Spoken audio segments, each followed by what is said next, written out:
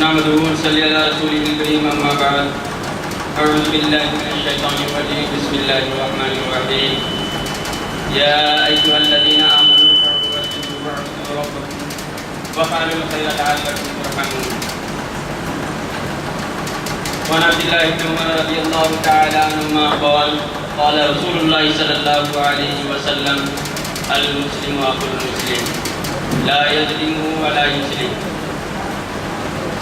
من كان في حاجة أخيه كان الله في حاجته ومن فرج عن مسلم كربة فرج الله كربة من يوم القيامة ومن ستر عن مسلم ستر الله يوم القيامة. رواه البخاري.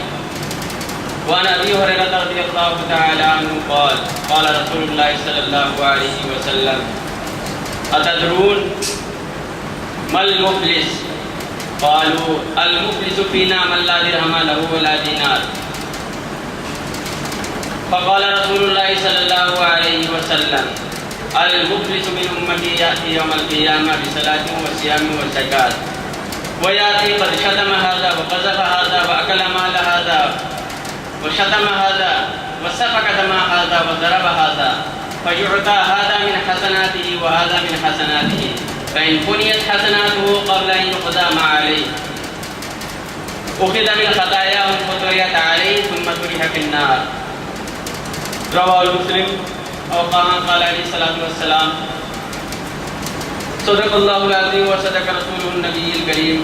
اللهم صل على محمد وعلى آل محمد كما صليت على إبراهيم وعلى آل إبراهيم إنك حميد مجيد. حضرات محترم اور میرے عزیز ساتھیوں، مسلمانوں کے لیے یہ بات بہت اہم نہیں ہے کہ مسلمان کسی دوسرے مسلمان کو ایذا نہ دے، مسلمان کسی مسلمان کو تکلیف نہ دے، مسلمان کسی دوسرے مسلمان کو اذیت میں مبتلا نہ کرے، اس پر ظلم نہ کرے، بلکہ مسلمانوں سے اس سے بہتر اور اچھی بات یہ ہے کہ مسلمان ایک دوسرے مسلمان کے کام میں کام آئے، ایک دوسرے مسلمان کی حاجت پوری کرے. جب کوئی مسلمان کسی پریشانی میں مبتلا ہو تو اس کی پریشانی کو اپنی پریشانی سمجھ کر حتی الامکان حتی الوسع اور اپنی استطاعت کے اور کیپیسٹی کے مطابق اس کو کم کرنے کی کوشش کرے. مسلمان کی خوبی اسی میں ہے، مسلمان کی بھلائی اسی میں ہے کہ وہ مسلمان کے کام آئے، تکلیف سے بچتے ہوئے اور تکلیف نہ دیتے ہوئے اس کی راحت اور اس کے سکون کا حتی الامکان کوشش کرے. محترم بزرگوں اور دوستو، ابھی میں نے آپ کے سامنے ایک آیت تلاوت کی جس میں اللہ تعالیٰ کا فرمان ہے اے مومنو رکوع کرو، سجدہ کرو، اپنے رب کی عبادت کرو اور بھلائی کا کام کرو تاکہ تم فلاح اور خیر کو پہنچو. میرے بزرگوں، اس آیت کریمہ میں اللہ تعالیٰ نے چند چیزوں کا حکم دیا. سب سے پہلے تو ایمان والا ہونا چاہیے. اس کے بعد آپ نے فرمایا اللہ کی عبادت کرو، رکوع کرو، سجدہ کرو، اپنے رب کی عبادت کرو. پھر آپ نے کہا اللہ تعالیٰ نے فرمایا کہ بھلائی کا کام کرو. اب سوچنے والی بات یہ ہے، کیا نماز پڑھنا کم بھلائی کا کام ہے؟ روزہ رکھنا کم بھلائی کا کام ہے؟ اللہ کی عبادت کرنا کم بھلائی کا کام ہے؟ اس کے باوجود اللہ تعالیٰ ارشاد فرماتے ہیں کہ بھلائی کا کام کرو. اور بھلائی کا کام کس لیے کرو؟ تاکہ تم پر رحم کیا جا سکے، تاکہ تم فلاح و بہبود کو پہنچو، تاکہ تمہاری کامیابی ہو. مفسرین نے کئی نقطے بیان فرمائے ہیں کہ سب سے پہلے یا ایھا الذین آمنو، اے ایمان والو، رکوع کرو، واسجدوا، سجدہ کرو، واعبدوا ربکم، رب کی عبادت کرو. سب سے پہلے ایمان، پھر اس کے بعد اللہ کی عبادت، اللہ کی عبودیت، اور اس کے بعد تیسری چیز جو فرمایا وہ ہے کہ انسان بھلائی کا کام ہے. دو چیزیں ہیں. بعض مسلمان یہ سمجھتے ہیں کہ نماز پڑھ لیے، روزہ رکھ لیے، اللہ کی سارے حقوق ادا کر دیے، اللہ کی بندگی کیے، دوسری کوئی چیز کرنے کی ضرورت نہیں، انسان کا کوئی حق ادا کرنے کی کوئی ضرورت نہیں. ایسے لوگ بالکل ناکام ہوں گے، نامراد ہوں گے. بلکہ اس کو نماز کے ساتھ ساتھ حقوق اللہ کے ساتھ ساتھ حقوق العباد کی بھی پابندی کرنی پڑے گی، تبھی جا کے وہ کامیاب ہو سکتا ہے. اور آخر کا حصہ جو آیت میں بیان ہوا کہ بھلائی کا کام کرو تاکہ تم کامیاب ہو سکو۔ آج کل بعض لوگ ایسا ہوتا ہے سوشل ورک کرتے ہیں، ریلیف اور ریہیبلیٹیشن کا کام کرتے ہیں، باز آباد کاری کا کام کرتے ہیں، وہ سمجھتے ہیں میں نے اتنی ساری دین کا کام کر لیا، بھلائی کا کام کر لیا، نماز پڑھنے کی کوئی ضرورت نہیں۔ ایسا ہوتا ہے عموماً۔ اللہ نے ارشاد فرمایا کہ سب سے پہلے تمہیں ایمان والا مومن ہونا پڑے گا، پھر اس کے بعد اللہ کی عبادت کرو، اس کے بعد جا کے اگر تم بھلائی کا کام کرتے ہو تو تم کامیاب ہوتے ہو۔ ان میں سے کسی ایک میں کمی رہ جاتی ہے تو کامیابی کی کوئی ضمانت نہیں۔ محترم بزرگوں، بھلائی کا کام جو اللہ نے فرمایا کہ بھلائی کا کام کرو تم کامیاب ہوگے، بھلائی کا کام کیا ہے؟ انسان کا انسان کے ساتھ نرمی سے پیش آنا، یہ بھی بھلائی کا کام ہے۔ انسان کا کسی دوسرے انسان پر ظلم نہ کرنا، یہ بھی بھلائی کا کام ہے۔ کسی دوسرے انسان پر ظلم ہوتے ہوئے اس کو بچانا، اس کو ظلم سے محفوظ رکھنا، یہ بھی بھلائی کا کام ہے۔ اور یہ سب کے سب جتنی ساری چیزیں ہیں یہ انسان کے حقوق ہیں۔ اگر انسان کے حقوق کو دیکھا جائے تو بہت طرح کے حقوق ہیں، جیسا کہ مجھے موضوع دیا گیا حقوق العباد پر بات کرنے کے لیے۔ اگر دیکھا جائے تو بچوں کا الگ حق ہے کہ اس کی تربیت کیسے ہو، اس کی پرورش کیسے ہو۔ بڑوں کا بالکل الگ ہے کہ اس کا ٹریٹمنٹ کیسے ہونا چاہیے، اس کو کیسی گائیڈنس ملنا چاہیے۔ بوڑھوں کا الگ حق ہے کہ اس کو کیسا رسپیکٹ ملنا چاہیے۔ پھر والدین کو دیکھیں، والدین کی عزت کیسی ہونی چاہیے۔ پڑوسیوں کو دیکھیں، ان کو کیا کیا حق ہم سے ملنا چاہیے۔ میاں بیوی ایک دوسرے کے اوپر حق رکھتے ہیں، امیر و غریب ایک دوسرے کے اوپر حق رکھتے ہیں، رعایا اور مظلوم، حاکم و محکوم سب ایک دوسرے پر حق رکھتے ہیں۔ اگر ان سارے حقوق پر بات کی جائے تو یہ میرے لیے ناممکن ہوگا، اور پھر وہ لمٹ ٹائم جو مولانا کی طرف سے اسائن کیا گیا ہے اس میں انسان ان باتوں کو سرسری دیکھ بھی نہیں سکتا، جا بھی نہیں سکتا۔ تو میں چاہوں گا کہ آج کچھ ایسے حقوق کا تذکرہ ہو، کچھ ایسے حقوق کا تذکرہ ہو جن کا عموماً انسانوں کو ہر لمحہ کسی نہ کسی گھڑی واسطہ پڑتا رہتا ہے۔ اور ابھی خطبے کے اندر میں نے دو حدیثیں آپ کے سامنے تلاوت کی، ان میں سے پہلی حدیث جو بخاری نے روایت کی ہے، جس میں حضرت عبداللہ ابن عمر رضی اللہ تعالیٰ عنہ فرماتے ہیں کہ مسلمان کا بھائی ہے۔ کیا مطلب مسلمان کا دوسرے مسلمان کا بھائی ہونے کا مطلب؟ چاہے وہ اجنبی ہو، چاہے آپ کا رشتہ دار نہ ہو، چاہے آپ کا کوئی دوستی والا تعلق نہ ہو، اس کے باوجود وہ تمہارا بھائی ہے، اور بھائی ایسا ہے کہ تم اس کے ساتھ بھائیوں والا سلوک کرو۔ چاہے وہ کسی خطے کا رہنے والا ہو، کسی زبان کے بولنے والا ہو، کسی کمیونٹی سے تعلق رکھتا ہو، کسی پیشے کو اختیار کیا ہو، لیکن اگر وہ مسلمان ہے تو وہ اس بات کا مستحق ہے کہ تم سے بھائیوں والا سلوک کی وہ امیدوار ہو۔ محترم بزرگ، حدیث کی ان باتوں پہ اگر غور کریں گے تو پتہ چلے گا یہ حدیث بہت بڑی ایک اصول ہم کو دے رہی ہے۔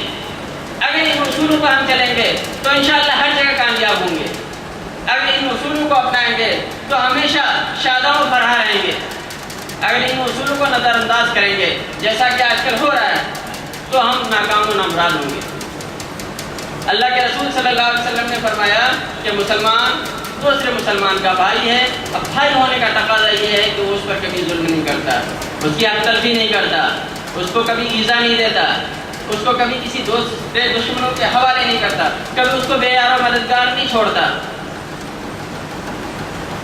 اللہ کے رسول صلی اللہ علیہ وسلم نے فرمایا من کان فی حاجت اخیہ کان اللہ فی حاجتہ،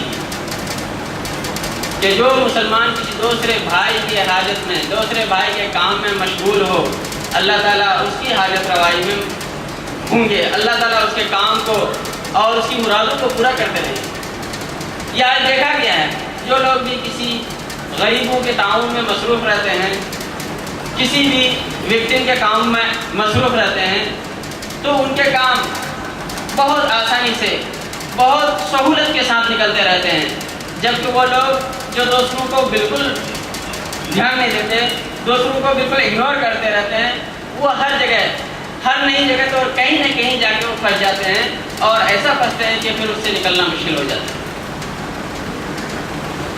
پھر آپ صلی اللہ علیہ وسلم نے فرمایا من فرج عن مسلم کربۃ، کہ جس نے کسی مسلمان سے کوئی تکلیف دور کی، جس نے کسی مسلمان کو کوئی آسانی دی، کسی مفلس مسلمان کو کوئی آسانی دی، اللہ تعالیٰ اس سے قیامت کی سختیوں سے ایک سختی کو کم کر دیں گے جو انہوں نے کسی مسلمان کی سختی کو یہاں دور کی تھی۔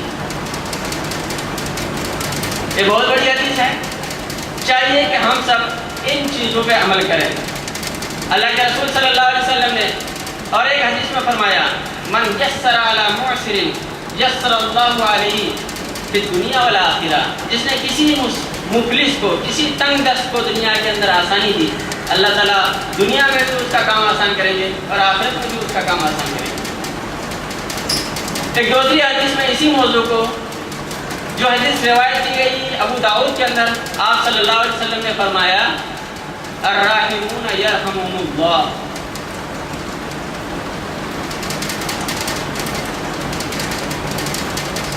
ارحموا من فی السماء ارحموا من فی الارض یرحمکم من فی السماء، کہ جو لوگ زمین والے پر رحم کرتے ہیں، اللہ تعالیٰ جو آسمان پہ ہے ان پہ رحم کرتے ہیں۔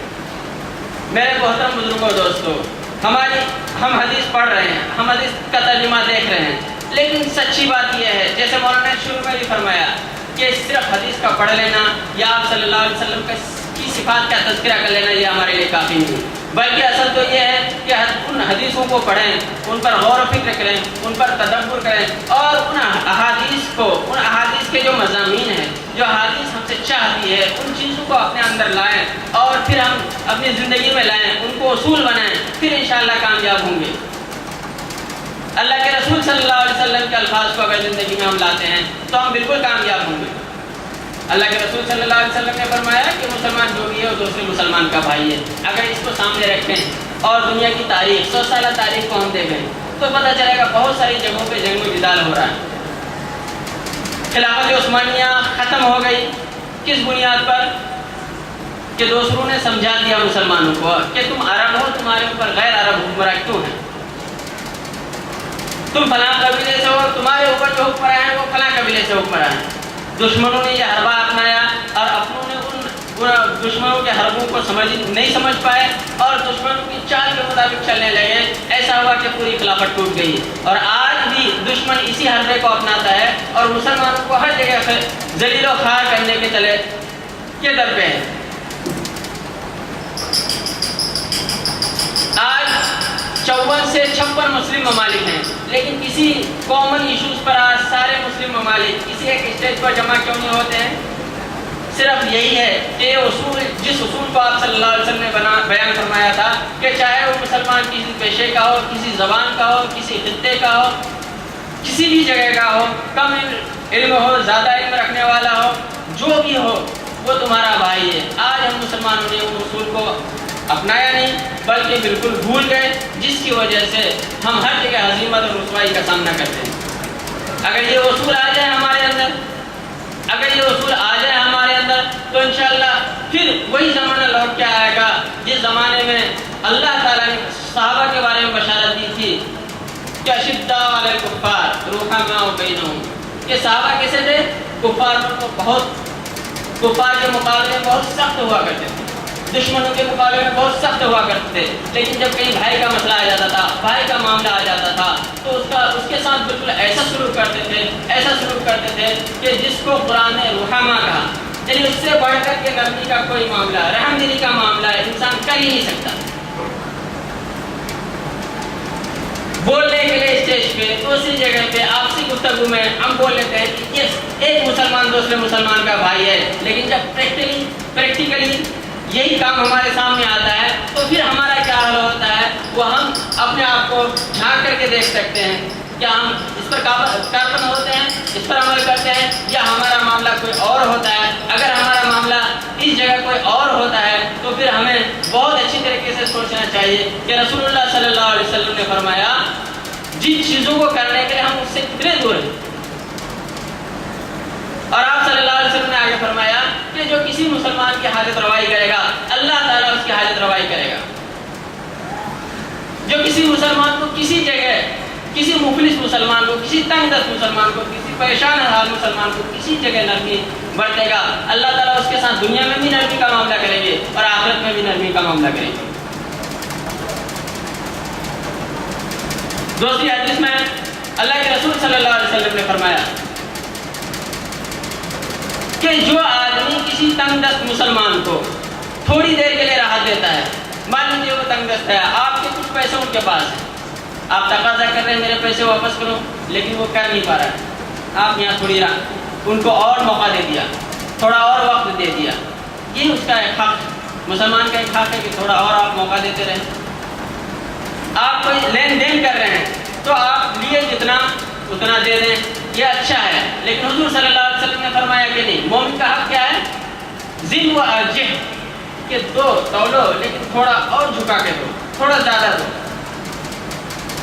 پھر آپ صلی اللہ علیہ وسلم نے فرمایا کہ جو مسلمان کسی دوسرے مسلمان کی پردہ پوشی کرتا ہے تو اللہ تعالیٰ قیامت کے دن اس کے گناہوں پر پردہ ڈالیں گے۔ ایک اتنی بڑی حدیث، اور اس کے اگینسٹ میں ایک دوسری حدیث حضور صلی اللہ علیہ وسلم نے فرمایا، جس کو ابو داؤد میں باب صفت الرحمت میں اس کو نقل کیا گیا ہے۔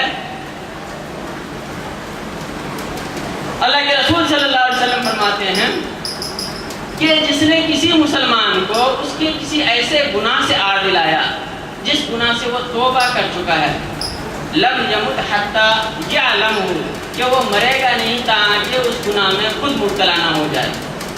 ایک آدمی ہے، اس کے آپ گناہ جانتے ہیں کہ چوری کرتا تھا، جھوٹ بولتا تھا، غیبتیں کیا کرتا تھا، چغلیاں کھاتا تھا، لیکن اب وہ اپنے گناہوں سے توبہ کر کے پاک باز انسان بن گیا۔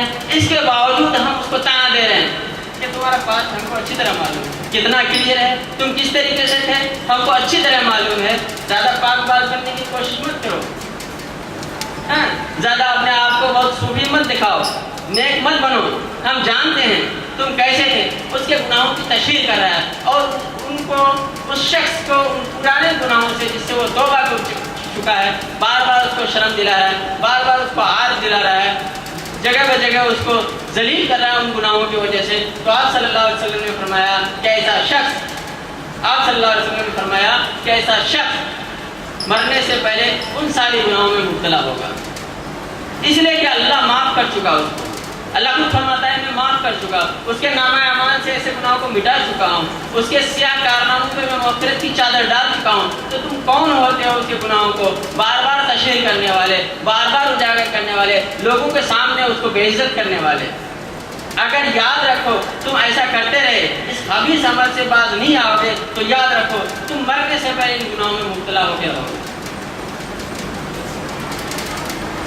بزرگوں اور دوستو، جہاں ہمارے اندر اتنی اچھائیاں ہونے چاہیے کہ ہم ایک مسلمان کو دوسرے مسلمان کو بھائی سمجھنے لگیں، دوسرے مسلمان پر ظلم نہ کریں، دوسرے مسلمان کو بے سہارا، بے یار و مددگار دشمنوں کے حوالے نہ کر دیں، دوسرے مسلمان کی ضرورت، ان کی حاجت میں ہم کام آنے والے بنیں، دوسرے مسلمان کی پردہ پوشی کرنے والے بنیں، دوسرے مسلمان جب کسی تنگ دستی میں، مفلسی میں، پریشانی میں پھنسا ہو تو ان کی پریشانی کو دور کرنے کی کوشش کریں۔ یہ اچھائیاں جو ہونی چاہیے، گرچہ وہ ہمارے اندر بہت حد تک نہیں ہے۔ دوسری طرف کیا حال ہے، جس کو میں نے ابھی آپ کے سامنے خطبے کے اندر تلاوت کی، جس کو حضرت ابو ہریرہ رضی اللہ تعالیٰ عنہ فرماتے ہیں،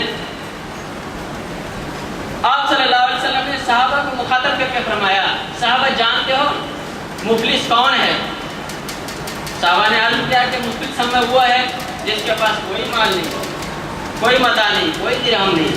آپ صلی اللہ علیہ وسلم نے فرمایا ایسا نہیں ہے، مفلس ہماری امت کا وہ آدمی ہے جو قیامت کے دن بہت ساری نیکیوں کے ساتھ آئے گا، اس کے پاس نماز بھی ہوگی، اس کے پاس روزہ بھی ہوگا، اس کے پاس زکاتیں بھی ہوں گی، اس کے پاس بہت سارے حج ہوں گے، عمرہ ہوں گے، بہت ساری چیزیں ہوں گی، لیکن ساتھ ساتھ اس کے کیا ہوگا کہ قد شتم ھذا وقد قذف ھذا وَأَكَلَ مَالَ هَذَا وَسَفَكَ دَمَ هَذَا وَضَرَبَ هَذَا، کہ اس کے ساتھ ساتھ اس کا یہ حال بھی ہوگا کہ کسی کو گالی دے رکھی ہوگی، کسی کا ناک مال کھا لیا ہوگا، کسی پر تہمت لگائی ہوگی، کسی کا خون بہایا ہوگا، کسی کو مارا ہوگا۔ تو ایسے شخص کے ساتھ اللہ تعالیٰ قیامت کے دن کیا معاملہ کریں گے؟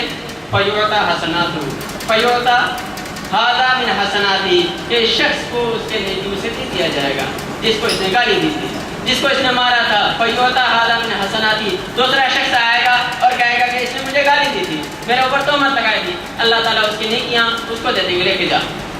پھر اللہ کے رسول صلی اللہ علیہ وسلم نے فرمایا فَإِنْ كُنِيَتْ حَسَنَاتُهُ مِنْ قَبْلِ